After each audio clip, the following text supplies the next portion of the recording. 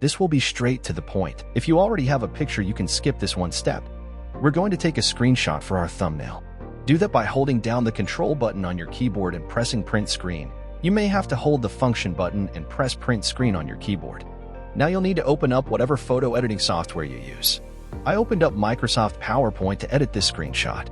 Right-click and click Paste, or hit Ctrl-V to paste the image on the screen. Crop the image by clicking the image, then right-clicking and selecting Crop. I use PowerPoint because all I have to do is drag the image to the corners of the slide, and the template is perfect for YouTube videos.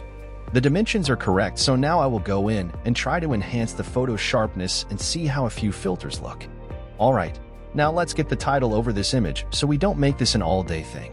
Go to the Insert tab and let's check out the Word Art option. There is so much you could do here with the text, but I'll let you explore more options on your own time. Click inside the text box and type in your title. You can move this text box anywhere on the screen.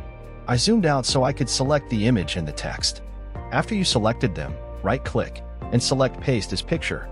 On the pasted picture, you'll now right-click and select Save as Picture.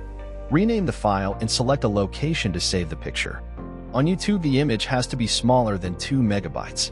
So let's go in and resize this picture for our thumbnail. Changing the width or height automatically changes the other. This is due to the picture's dimensions. It's a good thing it does this for you. Once you get the image below 2 megabytes, you will have to overwrite the original file or save it under a different name. Congratulations on making a thumbnail. Tap that like button